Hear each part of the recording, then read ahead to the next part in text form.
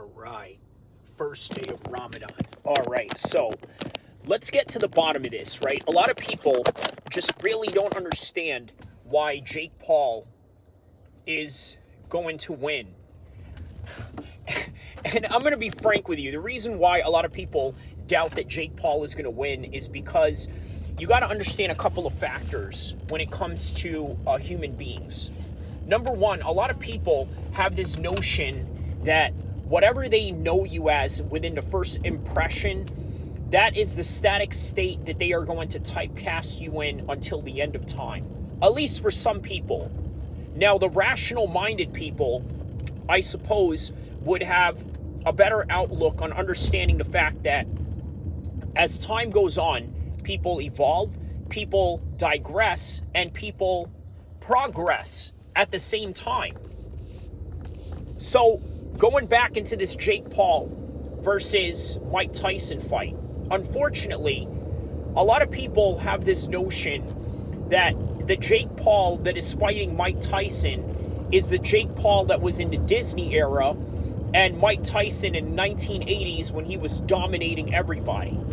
That's not the case here. What you have is a guy who is nearly 60 years old, 57 to be exact, Jake Paul, currently at 28, and as a result, you're going to have a different outcome in what your mind and what your knowledge of the sport of boxing is going to give you in this particular contest. Why? Because, for one, you got to take into consideration all the adjustments that Jake has made over the years to become a boxer. If you are a rich man and you are going into the fight game, I swear to you, this right here is the biggest advantage that you have. Oftentimes, the misconception goes into the aspect of, well, he's not hungry like these guys that came up from the slums, the ghetto, the barrio of the world, the favelas. These guys have something to fight for. Well, how do you know that? Because there are rich guys out there that, quite frankly, will still go out there and fight. Conor McGregor is one example of that. He doesn't have to go in there and fight, but he's begging for a fight. And for the past content that I've been dropping in the recent times, I've been saying that his popularity is making it very difficult for him to negotiate this latter stage of his career. But the man still wants to fight, regardless of all the politics that are involved in that. That is the bottom line of that particular subject. With Jake Paul, he dedicated his life to this entire sport. And not only that, he did it with fine detail. What do I mean by this? A buddy of mine, who I've trained with here at Team Alpha Male, who went on to become the nutritionist for Conor McGregor, who went on to become the nutritionist for Logan Paul, KSI, when Logan Paul and KSI were beefing, and now Jake Paul. This guy, I swear to you, is probably one of the best nutritionists in the world, and I'm talking about my buddy Eric Trilogy. He works with Jake Paul. He cooks Kobe steak beef imported from Japan, on top of all these other highly nutritious, sports performance-driven diet that he's got Jake on. And even before Eric came into the picture, Jake was doing all of that. He just happens to pick one of the best guys in the world to work with, along with all the other aspects of his camp in terms of the trainers that he's constantly changing to adjust. Now, here's the thing a lot of people really mistaken. They believe that just because you're constantly changing trainers, that somehow this is a detriment to your particular career.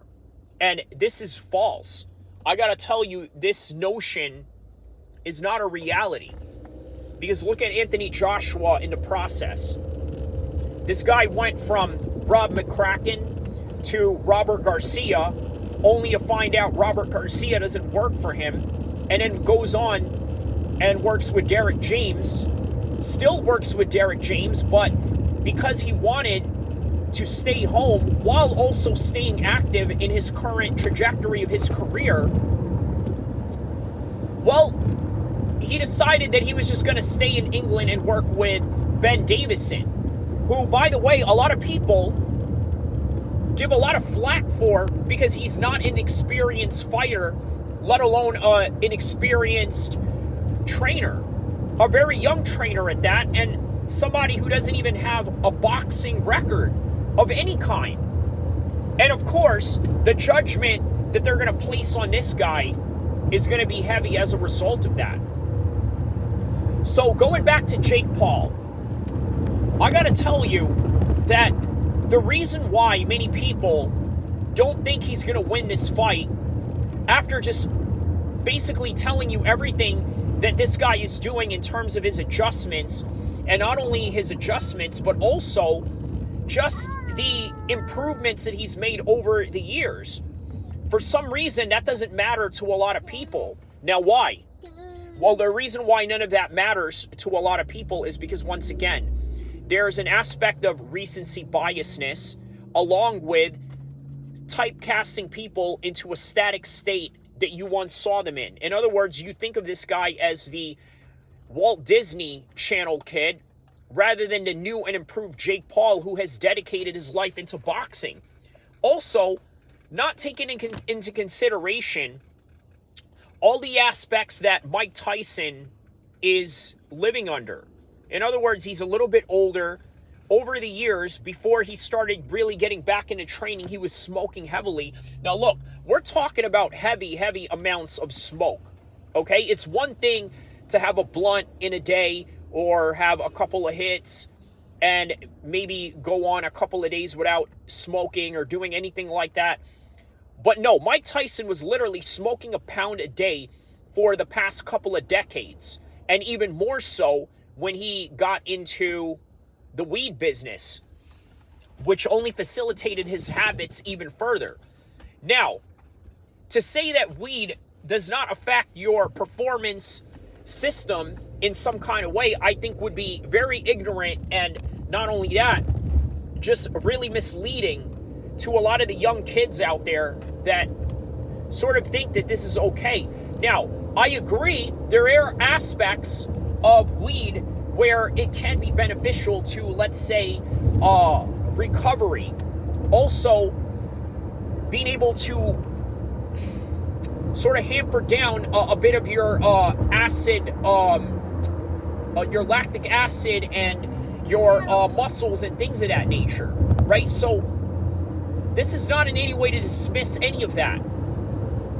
However, if you want to compare a 28-year-old Jake Paul versus a 58-year-old Mike Tyson, you got to really be honest with yourselves. You see, I got to tell you, man, a lot of people don't like to see the nerd in their school become bigger ballers than they ever will be after they had left high school or college. They don't like seeing that. You see, they want to put you in a box and say, you are that nerd that always was and always will be. Which, again, I have to be honest with you guys, not everything stays at a static state. And this is the important lesson that a lot of people have to take into consideration. Let me see if I can pull up what I had written about Jake Paul and Mike Tyson in my social media page. Okay. So, this is what I said. A lot of you who think Mike Tyson can beat Jake Paul today are the type of people who ignore the progress and digression of people. And let me explain what that means as I read further on, because I put a couple of paragraphs in this, so I'm going to explain to you every little detail of what I mean by that. A lot of you who think Mike Tyson could beat Jake Paul today are the type of people to ignore the progress and the digression of people. In other words, you don't like to take into consideration that Mike Tyson is no longer that 20-year-old phenom that won his first world title at 20 years old. You don't like to accept that he's not that guy anymore. Now, is he still athletic? Is he still dangerous? Does he still have knockout power that he's always had since he was a kid? Absolutely. But things change. And 57 or 58 is 57 and 58, and that's the bottom line about it. Again, when I mention about the progress and a digression, this is what I mean. So what do I mean by the progress? The progress that Jake Paul has made adjustments to that I've been saying all throughout this entire video. So this is also what I wrote. This is why most of you can't handle that nerd in your school who is now a bigger baller than you. And for some reason, and for the same reason why some of the old neighborhood tough guys who went from having a six-pack to a beer belly in their 40s, y'all don't like change, and you also can't accept change, and this is why your minds work in this particular matter. Now, this fight, unfortunate for those that support Mike Tyson, will be a lesson for people to understand you're no longer that popular guy in high school, and your life is currently in shambles as a result. And then I wrote basically saying sorry about the last part. It has nothing to do with Mike and Jake. I just wanted to take this opportunity to take shots at people, and I never missed to do so. So that right there is the reality of why a lot of you think that Jake Paul can't beat Mike Tyson in a long-winded form of 11 minutes. So after 11 to 12 minutes of telling you guys that, I'm also here to tell you that you're probably not going to see a knockout. But if you are, chances are you got to give it to Jake. Because all of these particular trajectories points in his direction in being the heavy favorite for a reason. So please understand that. But if this is an exhibition, I highly doubt Jake Paul is going to go for a knockout in the same similar fashion that Vitor Belfort went after Holyfield in their quote-unquote exhibition fight, only for Vitor Belfort to go in there and massacre Holyfield. That's the truth, the whole truth, and nothing but the truth, I swear to you. So, if it is an exhibition, then that means that everything about this video really means nothing. Because Jake Paul admires Mike Tyson. Mike Tyson was the one who put him on that Nate Robinson fight at the undercard of Roy Jones versus Mike Tyson in their exhibition bout, where they didn't go for a knockout because, well, you know what? Here's the thing about Mike Tyson and Roy Jones, to be quite honest with you. Only those two understand and know what happened in that fight. Only those two understand and know if one guy is holding back for the other or not. But also, you got to understand the other dynamics of this is that when it comes to the theater of the unknown in combat sports, you don't know what's going to happen, and you don't know how it's going to go down. And for all you know, Mike Tyson could very well surprise us at 57 years old, taking out a 28-year-old in Jake Paul. But only time will tell.